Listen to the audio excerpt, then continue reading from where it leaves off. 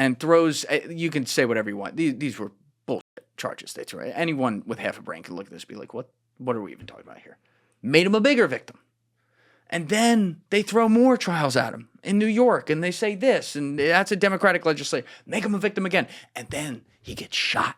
And does objectively, like to this day, did one of the biggest goosebumps moments I've ever seen in my life. Every time I watch it, I mean, you can't fake that. What is going on with China, though? And context here. Quick first question.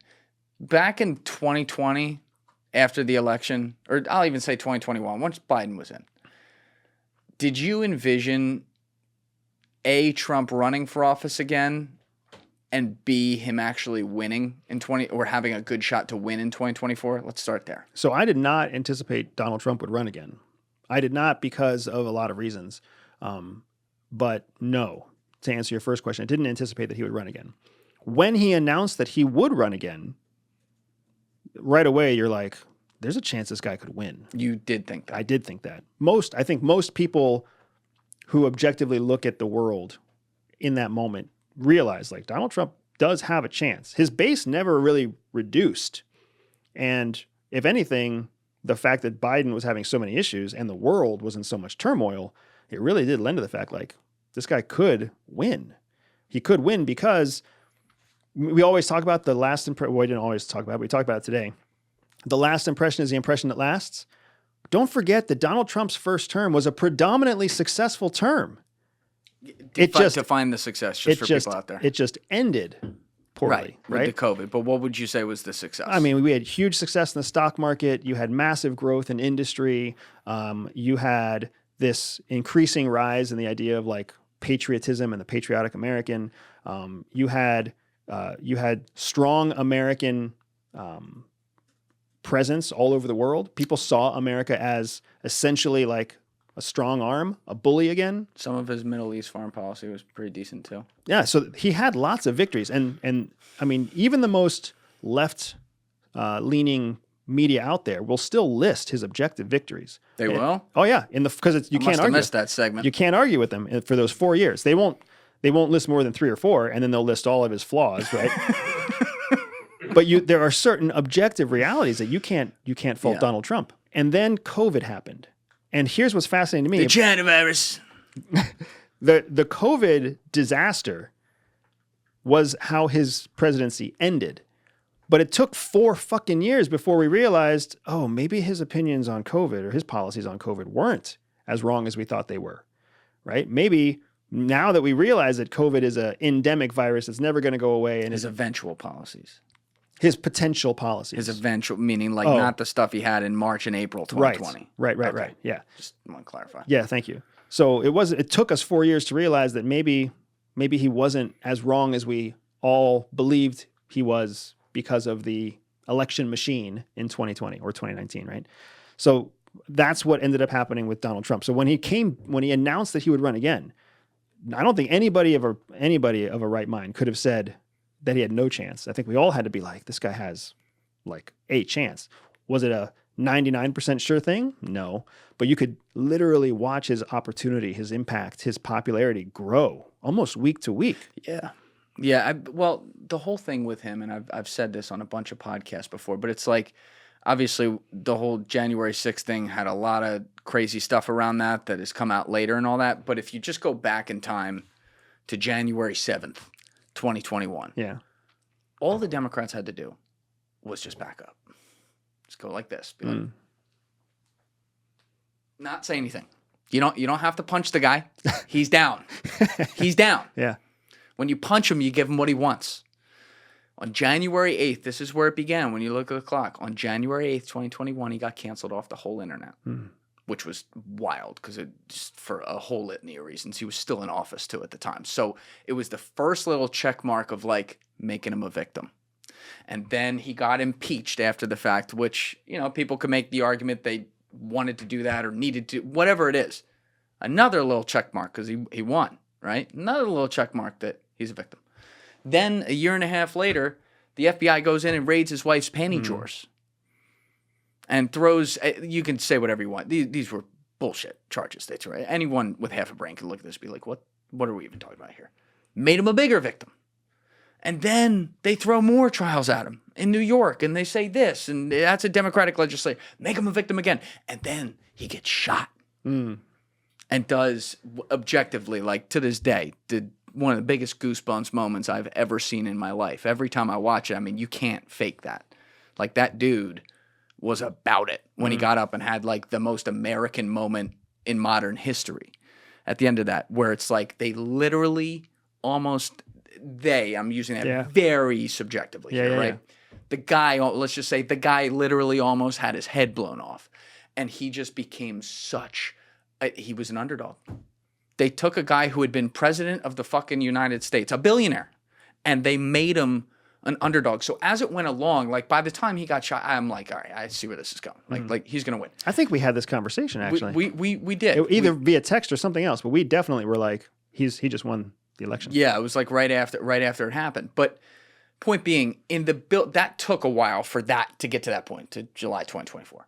But I'm asking this because a while back, before he had even declared his candidacy, that's when you were saying, as someone who is certainly well-read on China, I'll leave it at that, that's when you were saying you think that in the build-up to the 2024 election, China could take Taiwan.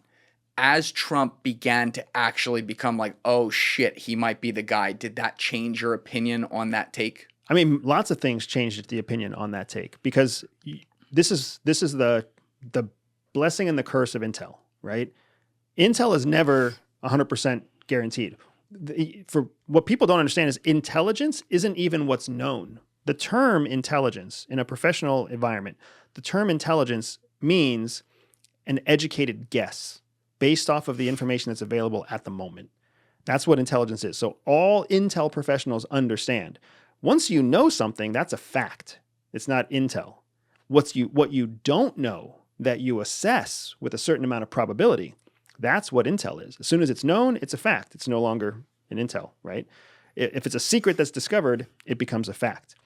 What they will do with that secret is the intel. So in all the movies, whenever you find like that high stakes moment where they're like, oh, the intel was bad, well, it just means that the probability of the intelligence assessment wasn't what actually happened on the field. And all professionals know that. Tier 1 operators know that. Fighter pilots know that, right? Littoral surface warfare people know that. Intelligence collectors know that. So whenever we talk about assessments, we're talking about the predominant idea at the moment.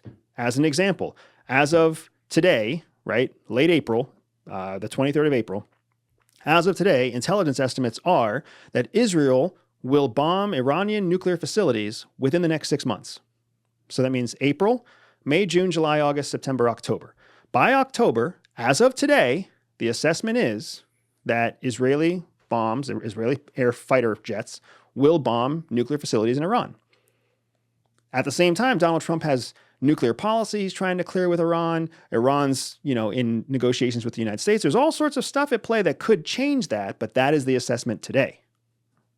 What happened over the period of time from 2021 to 2024 is you saw multiple things take place. You saw China start to get in bed with Russia to support their ambitions in Ukraine. Mm-hmm. You also started to see Biden extend Trump-era policy against China. That never got talked about. It didn't, and nobody ever saw it coming. Yeah, like they were actually somewhat similar. Yes. On that. A lot of what Biden did was take Trump-era China policies, change the name, keep them the same. Right? And that's 4 more years of economic pressure. So then as 2024 started to come, you started really seeing China break down. China's soft power has also started to dry up because all of those investments that they made in third world countries had no return. So all that money, just like our AID was wasted money, right? That's the argument most people are making. A lot of the Belt and Road Initiative is wasted money. So China's trying to recoup money from all these third world countries that it put on deferred loans. And now they're saying, actually, you owe us this money now because they need more economic capital to come in to make up for their own economic losses. Those economic losses are coming from everything from more support to Russia and increased sanctions from the United States and policies that have been now 6, 8, 10 years running against China. Again, Donald Trump knows what he's doing with these tariffs. He knows that penalizing China with these massive tariffs are going to further destabilize their economy. And since everybody makes economic decisions, that's putting Xi Jinping in a place where he's got to deal with massive economic turmoil. That's going to distract him from so much else of what he has to do. Why does Donald Trump want that? Does he want to protect Taiwan? No. He wants to give the United States enough time to indigenously create our own semiconductor capability, which is a Biden era policy. Oh, I see what you're saying. So meaning he only cares about the idea of Taiwan being taken because of the IP they have and that type of... And keep in mind, Taiwan's IP is America's IP. Yeah. Because America developed the semiconductors. So he does care about it. He just does, it's not a humanitarian issue. Right. It's not an economic and trade issue. It's not a geopolitical issue. Right. It's not America's promise to Taiwan. That's not what he's thinking about. That's why he's like, hey, you know what? Let's just have TSMC come here. Yeah. Let's just move them here and we'll be good to go. They're like, sir, no, Taiwan's actually on that part of the map. All right, whatever. Whatever. Just put it here. Can we put it on a boat?